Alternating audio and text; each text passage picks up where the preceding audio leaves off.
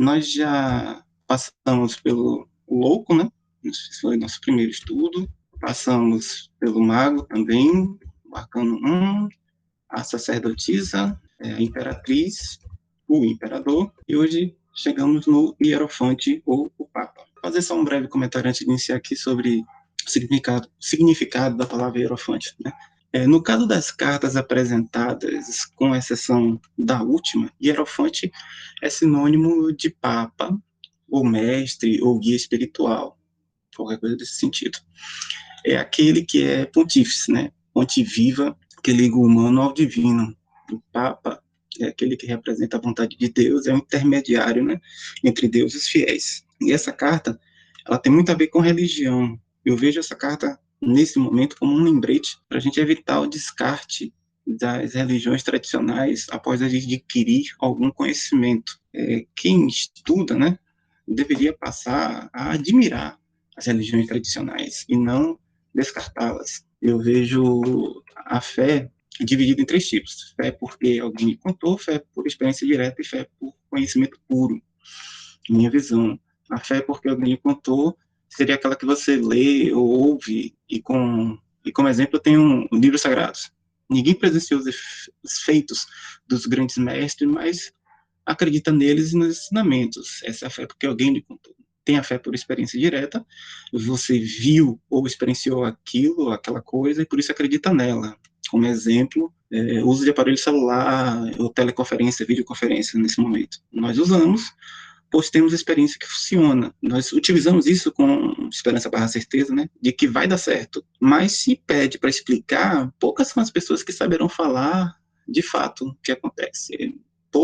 Muitas não passarão de explicações superficiais. Tenha fé pelo conhecimento puro, né? Você não precisa ver nem experienciar, você sabe que aquilo vai acontecer daquele jeito. Um exemplo é um arquiteto, um engenheiro, um mestre de obras. Nunca viram um edifício que irão construir, mas sabem identificar se vai dar certo ou não. Até conseguem corrigir erros, né? E criam coisas melhores. Eles têm fé pelo conhecimento que eles têm que a obra irá funcionar. Quando você começa a estudar essa simbologia, isso que nós estamos olhando, né? Você acaba saindo da fé porque alguém lhe disse para entrar na fé por conhecimento. E com isso é natural questionar. Exemplo que eu dou é: se você nunca viu água, você não tem como questionar que alguém andou sobre as águas. Mas quando você estuda e começa a saber o que é água, os questionamentos surgem de como isso é possível, tomando, é claro, a literalidade do evento. Com isso, muitas pessoas acabam abandonando as religiões tradicionais por achar essas inconsistências, né, entre aspas, e acusam até de fantasiosos, manipuladores, e assim vai adiante. Essa carta vem nesse momento para mostrar que não é bem assim, né? Não é que todos estavam errados e só você, que é o conhecedor da verdade oculta, que está na razão. Os símbolos que estão sendo estudados estavam sendo utilizados pelas religiões há muito tempo e tem significado, apenas nós não tínhamos a capacidade de percebê-los. A consequência deveria ser o deslumbramento e a tentativa de entendimento do método escolhido para ensiná-los, e não a vaidade e a arrogância da pessoa toma conta, né? A primeira carta é a do baralho de Marsella. Nesta carta temos a figura de um homem idoso, representado pelas barbas brancas. Como falamos na lâmina anterior, a barba simboliza a sabedoria divina em forma de palavras, né? As palavras desse homem são divinas, né? Ele está sentado e a gente não consegue perceber claramente esse trono. Em outras representações do baralho de Marsella é possível ver o trono desenhado. Se vocês forem do lado esquerdo da figura, ela parece estar inacabada. Não acho que isso seja por falta de tempo, né, de finalizar a imagem. Eu acho que tenha sido intencional, né? Alguém que está sentado no trono indica, né, que a pessoa tem um poder de comando, tem o direito de estar ali. Nesse caso da carta, temos um ser que conversa e transmite, né, a vontade de Deus, e ele tem esse comando. Por isso, na verdade, né, são ordens ou orientações de Deus. O fato do trono estar inacabado, não estar consolidado, eu vejo como indicar que essa pessoa tem autoridade enquanto o divino lhe der essa autoridade ou enquanto ela for necessária. Basta as pessoas saberem como entrar em contato, né, com o divino, e a figura do intermediário ela é dispensada, né? Às suas costas temos duas colunas, e é importante dizer que algumas cartas de tarô se não todas as cartas, né, tem pares. E na minha percepção até agora, temos o imperador e a imperatriz, né, fazendo pares, como complementos ou percepções sobre um mesmo assunto. E a sacerdotisa e papisa, ou suma sacerdotisa, como queira chamar, está fazendo esse par com um hierofante, ou sumo sacerdote, ou papa. A gente pode perceber, né, que a sacerdotisa, ela está perto das colunas, né? Está tão perto das colunas que mal dá para identificar essas colunas, especialmente do baralho de Marcélia. Você quase não consegue ver essas colunas, né? Já o hierofante, né? Ele está mais afastado dessas colunas. Nessa carta da sacerdotisa, nós dissemos que ela estava como protetora ou guardiã da entrada do templo, né? Principalmente aqueles que fossem dignos, com conhecimento, né, poderiam passar. Nesta, né, a carta do hierofante, ele está afastado das colunas e em contato com pessoas. Eu vejo que ele representa, assim, a parte que é exposta ao povo, o conhecimento que pode ser passado, né, a figura popular, mais popular, e que os comuns, as pessoas comuns, aqueles que ainda não estão preparados, podem confiar, perguntar e pedir orientações. No comparativo, por exemplo, das duas figuras, observamos que eles usam a mesma coroa como indicativo dos três reinos, né? Material, mental e espiritual, por exemplo. Se vocês olharem essa coroa que está no Papa, no baralho de Marcélia, eu vou voltar para a sacerdotisa, é a mesma coroa que está sobre a cabeça deles. O cajado que ele está na mão, né, é um símbolo de quem... Geralmente o cajado é um símbolo de quem necessita de um auxílio, né, na caminhada, ou de quem precisa orientar, né, aqueles que não sabem ou não conseguem, ou não têm ideia da existência de um caminho. É um pastor, por exemplo, né, e o caso do cajado. Mas lembra um pastor. Se você pegar um pastor, ele pode usar esse cajado para poder botar o seu rebanho, né, de papa ovelhas, para seguir o caminho. Então, com o cajado ele pode ir orientando. Esse cajado especificamente, com esses três traços, né, essa parte de cima, ela é chamada de a cruz papal ou a cruz do hierofante. Essa é uma cruz utilizada pelo Papa.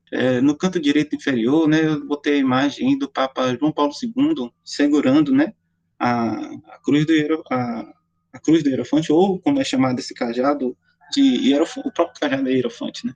Segurando o hierofante. Essa foto em específico é da abertura da porta santa da Basílica de São Pedro, que é simbolizando a abertura da porta para que os fiéis possam entrar, né, dando início ao ano santo. Antigamente, essas portas, né, eram fechadas com um muro e o Papa dava 3 pancadas com um malho de pedreiro, simbolizando a abertura do templo, de dentro ou não, aí vocês escolhem, e o resto vinham os pedreiros e derrubavam, né? João Paulo II, né, abriu com o cajado, ele não deu as 3 pancadas, ele ficou com o cajado e o hierofante na mão. Talvez por as 3 linhas na cruz substituir as 3 batidas, não sei.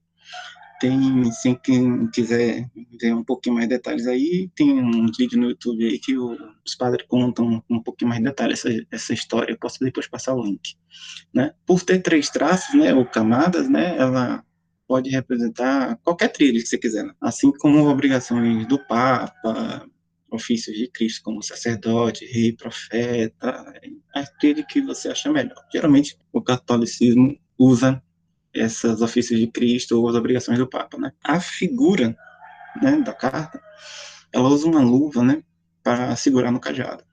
Talvez, né, para não macular o significado do cajado, ou porque mesmo ele tenha que se proteger, tem algum filtro para manipular ou manifestar esse poder, né? Tem uma cruz na luva, né, que parece ser a cruz do Cavaleiro dos Templários, e me parece somente ser um indicativo, mais ou menos, da época que foi feita, não sei, não captei nenhuma informação a mais desse aí não, se alguém conseguir ver que me diga depois. A mão esquerda da figura, né, tá em posição que lembra o gestual de benzer os fiéis, ela também está próximo do coração, né, que pode dar a sensação do movimento, né, da cruz que se faz, que já padres e papas, enfim, religiosos fazem, os religiosos cristãos fazem, que é o movimento tem característica do ato de benzer, né? Ou uma ligação mais direta com verdadeiro sentimento, já que está no coração ali a mão, né? De ser uma bênção, né? Que está sendo dada com o coração, né? Na frente dele, a gente estão pessoas a receber ensinamentos, né? As suas bênçãos, ou orientações, ou pedir ensinamentos, enfim, serem pastoreados, né, nesse caminho. Essa é a carta do baralho de Waite, tá? Nessa carta temos um homem sem barba, tá? E só fazendo uma emenda, uma ressalva, no baralho de Waite só tem duas cartas que tem barba, que é o imperador e o eremita. Só eles estão representados com barba. Eu acho ser uma representação da experiência e sabedoria adquirida com o passar dos anos, pelo significado das cartas do Imperador e do Eremita. É um trabalho contínuo, né? Vamos dizer que a simbologia é a simbologia da sabedoria divina. Além disso, o hierofante está sem barba, né? Eu acho que indica que a pessoa pode atingir esse patamar sem necessitar, obrigatoriamente, de grande experiência de vida. É um outro caminho que permite chegar a esse local. Pode ser só o caminho do estudo ou da dedicação. A imagem também está sentada num trono, em sólio, para demonstrar, né, que conseguiu chegar no patamar mais elevado. Ele também faz uso da coroa tripa, ou como é chamada a tiara papal. Uma representação da coroa, é uma representação, na verdade, da coroa utilizada nessa tiara na cerimônia de coroação dos papas. Atualmente, eu acho que ela não está sendo mais utilizada. Eu vi muito que o Papa Francisco realmente não gosta, por exemplo, de utilizá-la. Ele dá preferência, né, a itens menos chamativos, tá? Eu dando uma olhada no site do próprio Vaticano, ele descreve assim a tiara, né? A tiara papal, formada por 3 coroas, que simbolizam o triplo poder do Papa, que é pai dos reis, reitor do mundo e vigário de Cristo. Ela é do século XVIII, ela é datada do século XVIII, com a qual a estátua de São Pedro de bronze é coroada, né? No dia 29 de junho, que é a festa do santo. Então, todo dia 29 de junho, eles vão e colocam a tiara papal na estátua de São Pedro. O uso da tiara, né, é obrigatório nas cerimônias solenes e foi abandonado após o pontificado de Paulo VI, 1963, que foi de 1963 a 1978. Isso está no site do Vaticano, tá? A tiara é um cocar alto que termina em forma de cone, né, nasal de prata, no qual foram aplicadas 2 coroas na época de Bonifácio VIII, né? E a partir de 1314, 3 coroas, por isso é denominado de trirreino, nas quais no topo é um pequeno globo com uma cruz de ouro. Entre várias interpretações, no site ainda do Vaticano, citaremos aquela que diz que as 3 coroas representam a igreja militante, a que sofre e a que triunfa. Então, essas são as informações sobre a tiara papal, que está aí representada nessa carta, na carta do Hierofante. Na mão, também, do personagem, está a cruz, né, papal, o Hierofante. E um detalhe interessante é que tem autores que acham, que dizem, né, que esta carta não está se referindo à pessoa, mas sim ao cajado, com essa cruz, que é chamada de hierofante. Assim, seria uma carta que está relacionada a um objeto que simboliza a harmonização, por exemplo, de 3 planos pelo influxo divino, né? Pela luz divina. É interessante que essas cartas não seriam uma pessoa, seria o cajado, independente de quem a segura. O importante é o cajado. A mão, né, ela não está apontando, ela está apontando, né, diretamente para o céu, no mesmo jeito de abençoar da carta anterior, né? Só que indicando dessa vez que essa bênção vem diretamente dos céus. Esse gesto é chamado pelo Eliphas Levi, por exemplo, de sinal de esoterismo sacerdotal. No trecho do livro que ele fala, que eu vou ler para vocês aqui rapidinho, não respiramos somente pelas narinas e pela boca. A porosidade geral do nosso corpo é um verdadeiro aparelho respiratório, insuficiente, sem dúvida, mas muito útil à vida e à saúde. As extremidades dos dedos, nas quais todos os nervos terminam, fazem irradiar a luz astral ou a aspiram conforme a nossa vontade. O movimento da bênção, tá, ou desenho feito com a mão no ar, é comparado ao mesmo jeito de desenhar palavras ou símbolos que são provenientes da nossa energia, símbolos, runas mágicas, dos símbolos mágicos. Pensando por esse ponto de vista, o hierofante, ao fazer o gestual, ele estaria irradiando uma energia, né, que ela vai vibrar no significado do símbolo, né, que foi desenhado por ele naquele gestual. À sua frente estão duas pessoas para ouvir, perguntar ou receber as bênçãos.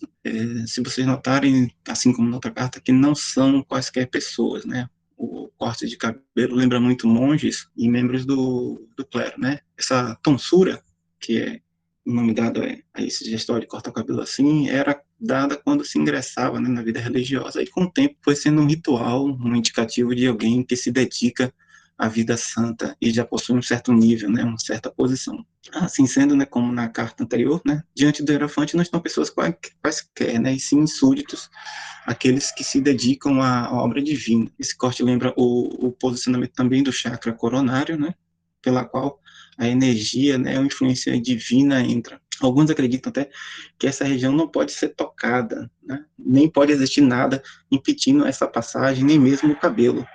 Algumas tradições, né, por exemplo, budistas, por exemplo, mesmo, não permitem o toque na cabeça, né? Somente um grande sacerdote da escola, vamos chamar esse grande sacerdote, poderia fazer o toque na cabeça para poder abençoar. Eu acredito que esse corte, né, de cabelo seja para indicar justamente isso, que vamos receber a luz que vem do alto e por isso devemos estar, né, descobertos para permitir esse tipo de passagem. Alguns autores comparam, né, essas duas pessoas também como ministros do Papa, do Papa, né? E as ordens estão sendo passadas para essas pessoas. Também fazem comparativos com uma espécie de tríplice governo, onde você teria um governante central e duas pessoas ali para auxiliá-los. Na parte de baixo, tá, entre esses dois, temos o desenho de duas chaves. Esse é um símbolo adotado pela igreja como sendo a representação das chaves do reino dos céus que foram dadas a Pedro. E é sobre o túmulo de Pedro, né, que o Vaticano está, né, a Basílica de São Pedro está lá. Em Mateus 9, por exemplo, versículo 18 e 19, está escrito assim: E eu te declaro, tu és Pedro, e sobre esta pedra edificarei a minha igreja.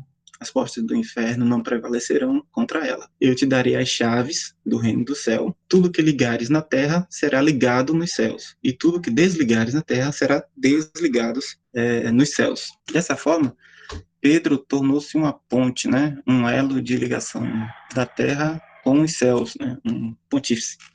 Uma chave, né, é a representação de um segredo, ou seja, ela permite acessar locais que antes não eram permitidos. Com a chave correta, ou seja, o conhecimento correto, né, você consegue ir mais longe, né, ou acessar locais que antes estavam ocultos, né, como uma porta, por exemplo. Neste caso, né, minha interpretação do texto, Pedro tinha um conhecimento, né, para poder entrar no reino dos céus, e ele passou a decidir como compartilhar. A figura da carta detém esse conhecimento e seu trono, né, sua autoridade está apoiada nesse conhecimento. Ela conhece as chaves que abrem os céus. E nesse canteiro inferior, né, eu coloquei, né, a bandeira, né, oficial do Vaticano. Você vê que o Vaticano utiliza como símbolo dele mesmo essas mesmas chaves, tá, as chaves, porque está no plural, então acho que por isso eles colocaram duas, que foi dadas a Pedro, e a tiara papal, né, como símbolo oficial do Vaticano. Essa é a bandeira do país, é o selo do Vaticano, é tudo que o Vaticano utiliza. Entretanto, né, por razões que eu não entendi muito bem, né, o Papa atual, Francisco, ele não quis utilizar essa tiara no seu selo. Ele não gosta realmente dessa tiara. Ele ganhou até alguns de presente. Eu vi um momento de entrega de uma nova, fizeram entregar a ele. Ele não gosta dessa tiara. Não sei exatamente qual o motivo dele fazer isso. Ele tem uma tendência, né, sempre querer coisas mais simples, querer simplificar bem essas coisas que são materiais, mas tá negado. Essa tiara é bem bonita, ela é de ouro, com bem joias, e em cima dela tem essa orbe com a cruz, né? Então, a orbe com a cruz já faz aquela referência que nós falamos a um reino, né? Que a gente tratou em outras cartas. Aqui no lado direito, eu coloquei um texto que eu tirei do livro de Eliphas Levi, O Dogma e Ritual de Alta Magia, né? Quem não conseguiu ler, está escrito: o grande hierofante, assentado entre as duas colunas de Hermes e Salomão, faz o sinal de esoterismo e apoia-se na cruz de 3 travessas de forma triangular. Diante dele, 2 ministros inferiores estão de joelhos, de modo que, tendo acima de si os capitéis das 2 colunas e embaixo as 2 cabeças dos ministros. Essa é a descrição da carta hierofante que está no livro do Eliphas Levi, você vê que essa carta pega bem essa descrição, é bem fiel. A terceira carta que a gente vai ver, Baralho de Papos, é uma figura que lembra um sacerdote egípcio. Eu não tenho certeza se é masculino ou feminino, tá? Mas assim como a sacerdotisa estava coroada como sacerdotisa de Ísis, a pessoa da foto, né, também está com essa mesma coroa. Para quem não viu, né, a coroa de Ísis, elas são chifres de vaca com o disco solar, né, em cima. Com o passar do tempo, o pessoal foi trocando o chifre da vaca por uma lua crescente, mas originalmente era chifre de vaca. A diferença principal aí é que não tem mais o véu, a carta da sacerdotisa, né? Ela também tá com a mesma coroa, só que ela tá com um véu na frente dos seus olhos. E também não tem mais o livro, né? Que é para ser lido, para poder ter acesso. Eu acredito que trata-se, no caso, então, de uma versão mais popular, né, que procura passar os mistérios de forma mais alegórica, né, com metáforas e parábolas, enfim, não precisa mais ser aquela pessoa que tem que saber ter esse conhecimento, né, que está no colo, para poder levantar o véu. É uma coisa mais simplificada, mais para o povo. E é quase o mesmo significado, para mim, da carta do baralho de Marselha, só que ela lá está mais afastada, está sentado, né, mas parece que está em pé. Ou seja, ele não tem aquele símbolo da autoridade que é o trono, né? A autoridade dele é aquilo que ele tem que passar ou ele mesmo, né? Então, assim que aqueles a quem ele está ensinando a aprenderem, ele não vai ter essa autoridade. Quem aprendeu vai ser seus iguais, vai ser igual a ele, né? Vai ser iguais. Ele também tem um bastão do Hierofante, né? Está aí presente. E quem gosta do símbolo da árvore da vida, né? Costuma ver nesse cajado do Hierofante o desenho da cruz, né, sendo uma representação da própria árvore da vida. Até coloquei para vocês aí do lado aí essa representação, né?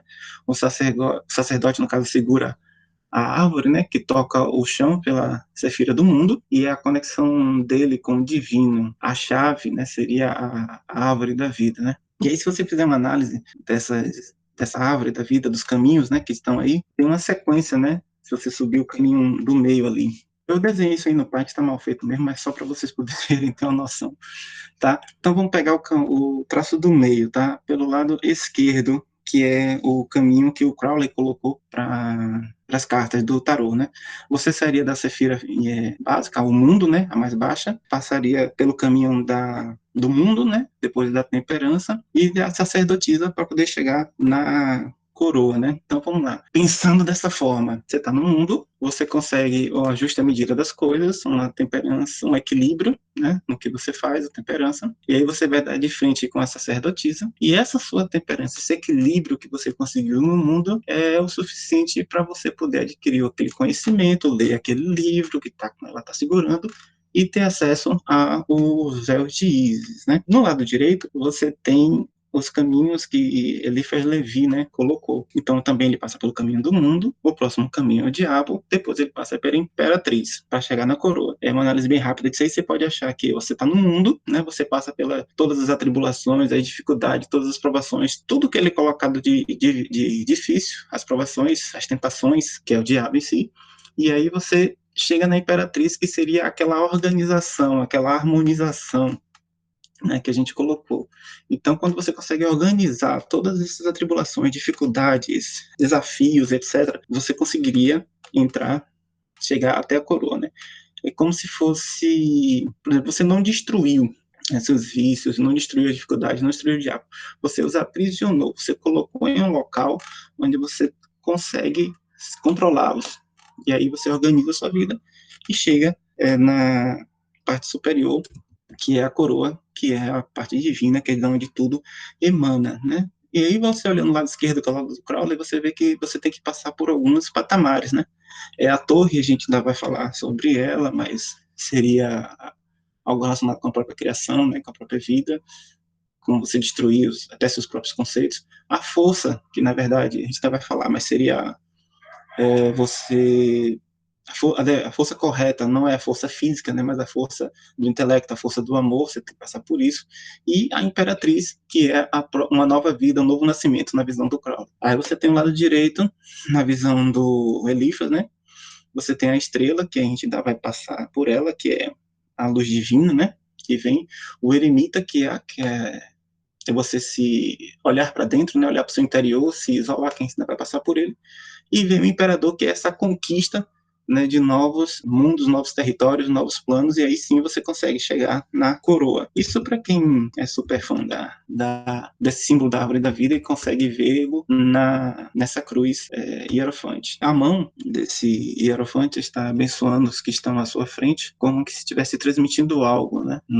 As pessoas ali não parecem ser sacerdotes em si, mas parecem ser representação de pessoas comuns, e não é de se estranhar isso no Egito, né? Porque o Egito nem tinha uma palavra, por exemplo, para religião, porque para eles era coisa natural e era algo do cotidiano, essa visão de religião. Ele também colocou aí na imagem a letra Re, ali do lado esquerdo, né? Essa letra significa janela, né? E isso é um indicativo do caminho que ele segue do universo divino, como a gente já comentou, esse baralho segue isso. E está colocada nessa posição porque parece ser, para mim, né? Parece ser um espaço que mostra um mundo lá fora do templo, né? Então, janela, ele colocou nesse posicionamento. Essa quarta carta é a do baralho Carbone. Esse é o baralho da controvérsia. Aqui a gente tem um homem, tá? Também de barba, cabelos grandes, lembrando, que parece lembrar, né, alguém que ficou recluso e por isso fora do mundo, não tendo nem a necessidade de fazer essa questão de barba e cortar cabelo, que, se a gente parar para pensar, são costumes, né, que nós usamos para andar em sociedade, questão de estética e facilitar a interação com o outro. Se você quer falar de higiene, você não precisa cortar, você precisa só lavar. Então a gente corta e mantém essa aparência meio que como um código para ser bem aceito e ter um bom relacionamento com as pessoas. Ele estava recluso, então não havia necessidade. Eu penso que esse é o recado, né, que o autor quer passar, né? Para se chegar nesse estágio de hierofante, é necessário se afastar das distrações do mundo. Tanto que ele está dentro de uma construção, de costas, para esse portal de passagem para o mundo exterior, né? Um possível mergulho nesse templo de dentro. Ele está num posicionamento que lembra um pentagrama, um símbolo utilizado pelos pitagóricos, por exemplo, para representar o homem, né? Os 5 elementos também, né? Você tem os 4 elementos comuns, que nós já falamos, e tem o éter, que é aquilo que permeia tudo.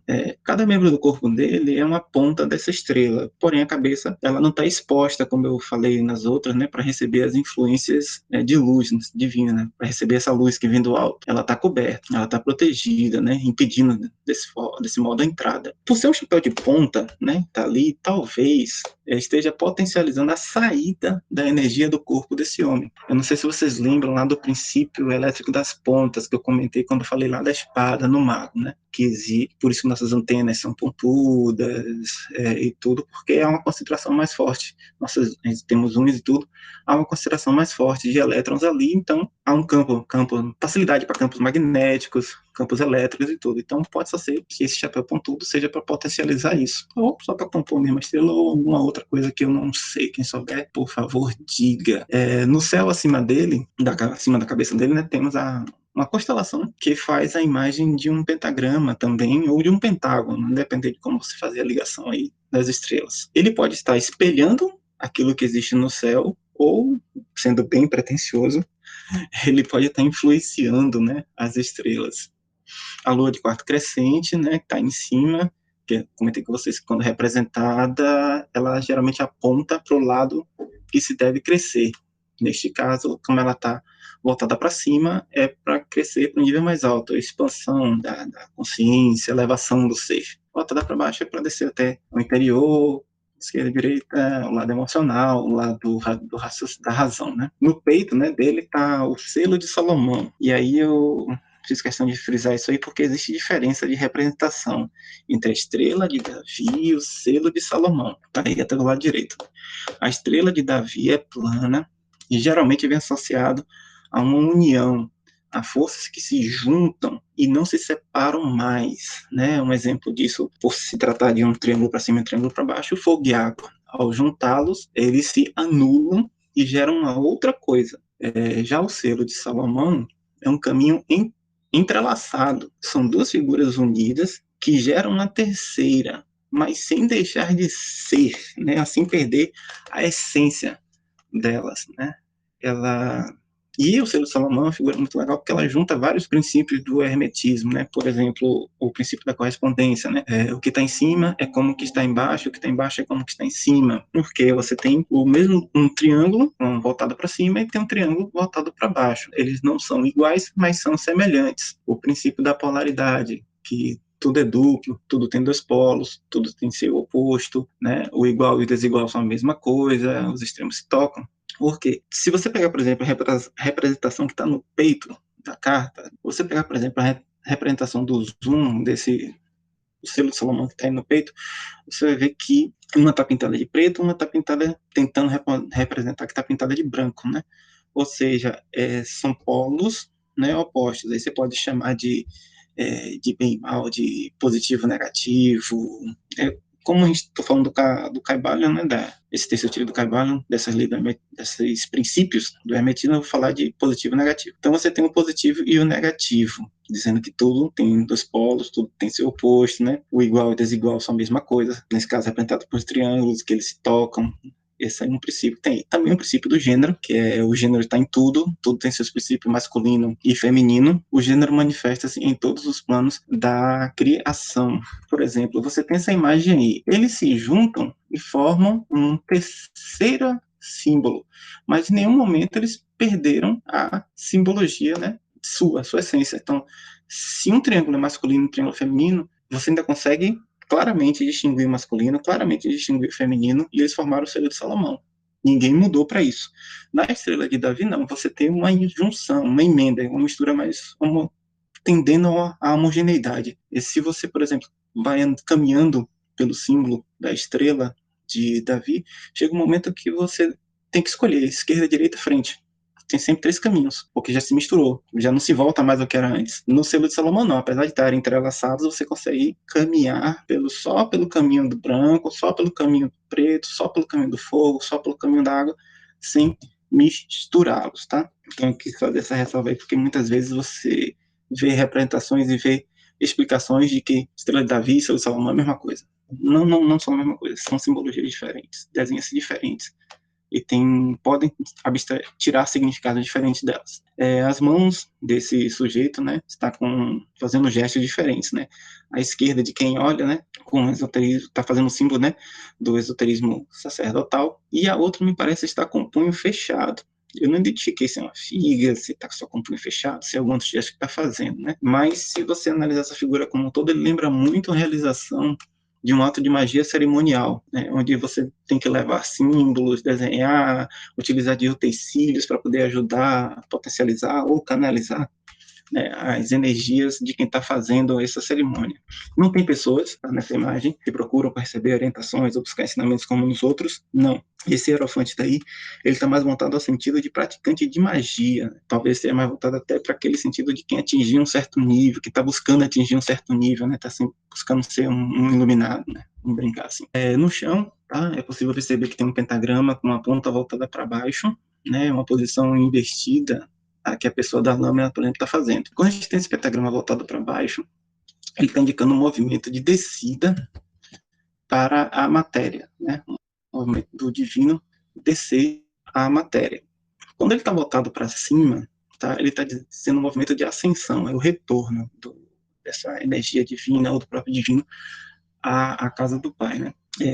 Acho que na Cabala, ver se eu lembro o nome, acho que é Adam Kadmon, acho que é isso, não? Que é aquele espírito primordial que foi feito primeiro e depois foi se dividindo e foi descendo. Então essa descida dele, o pentagrama voltado para baixo, e esse movimento de retorno, o pentagrama voltado para cima. Como descer, né, matéria, descer submundo, é visto, né, no popular como algo que é prejudicial, acabou que esse pentagrama ficou associado a coisas ruins. Mas eu lembro que da lama das paixões mundanas nasce a flor de lótus, dizia o budismo. Uma árvore, por exemplo, para ser alta tem que ter raízes profundas, um edifício tem que ter boa fundação, senão ele não consegue crescer, ser autossuficiente, ser forte o suficiente. Então, descer até as profundezas, seja arte, subconsciente, submundo, interno, seu interior, é um caminho necessário. Tá? Aos pés aí do sujeito da carta, né, estão ossos de um touro e o símbolo alquímico da Terra. Eu não sei dizer ainda, Por quê? Mas essa carta geralmente é muito associada ao signo de Touro do zodíaco. Quando fazem aquelas associações, associam-se Hierofante a Touro. Eu entendo pouco, tá, do zodíaco para poder dizer o motivo. Não dá para falar muita coisa, dá para falar só o básico.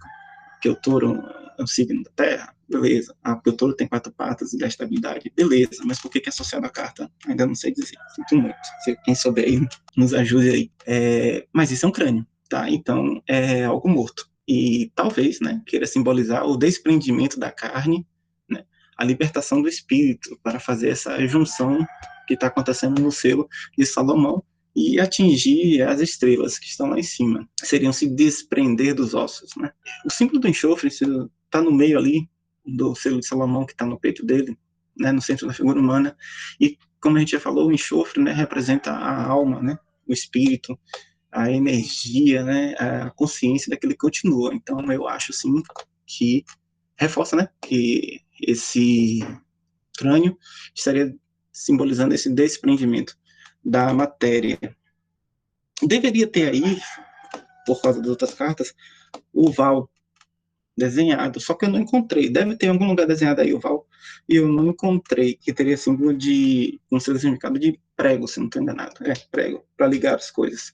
Como essa carta sempre usa muito dos ensinamentos do Crowley, né, então deveria ter um Val aí desenhado, porque é o caminho do Aleister Crowley.